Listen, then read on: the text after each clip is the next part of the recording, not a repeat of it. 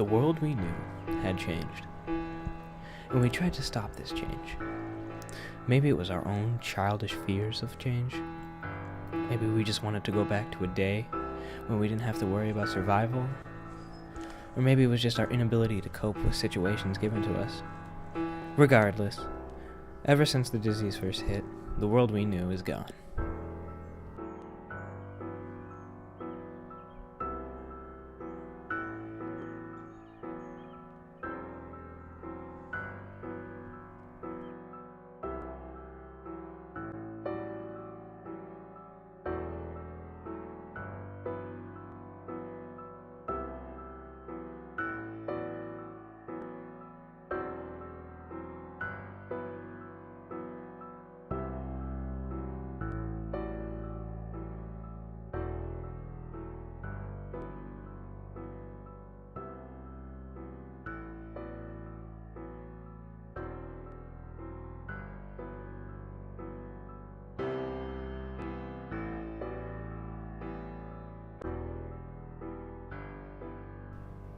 When the disease first hit, it was mass hysteria.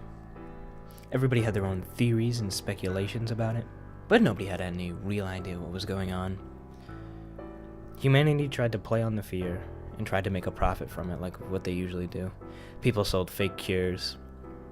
The government, who swore to protect us, was overrun within a few weeks. Everybody was absolutely lost. We figured it would be better if we just separated and went on our own ways. And that's what I did. I learned to survive on my own. And I learned that I would have to take any means necessary if that meant for me to see another day.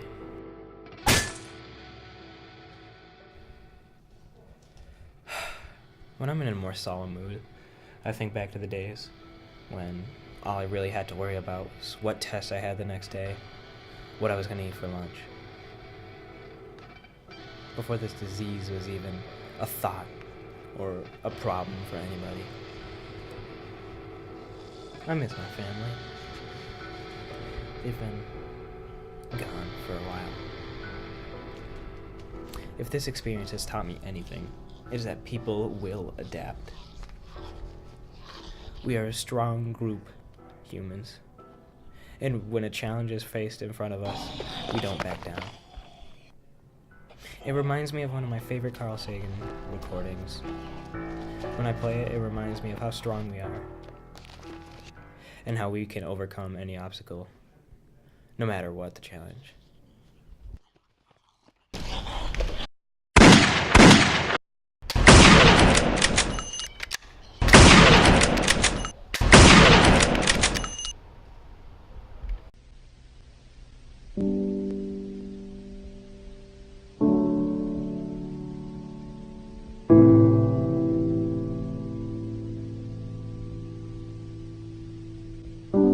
We were hunters and foragers.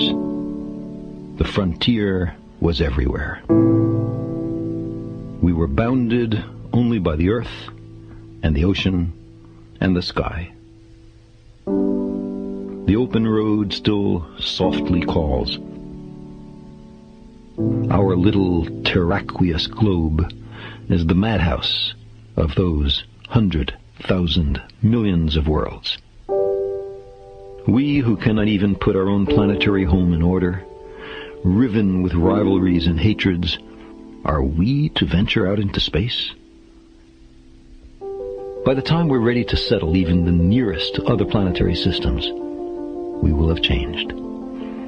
The simple passage of so many generations will have changed us. Necessity will have changed us.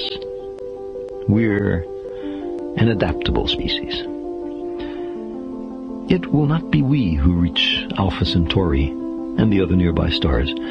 It will be a species very like us, but with more of our strengths and fewer of our weaknesses. More confident, far-seeing, capable, and prudent.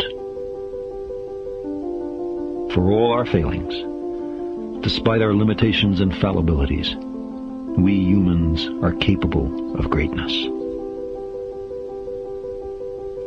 What new wonders, undreamt of in our time, will we have wrought in another generation and another? How far will our nomadic species have wandered by the end of the next century and the next millennium? Our remote descendants, safely arrayed on many worlds through the solar system and beyond, will be unified by their common heritage, by their regard for their home planet, and by the knowledge that whatever other life may be, the only humans in all the universe come from Earth. They will gaze up and strain to find the blue dot in their skies. They will marvel at how vulnerable the repository of all our potential once was, how perilous our infancy, how humble our beginnings, how many rivers we had to cross before we found our way.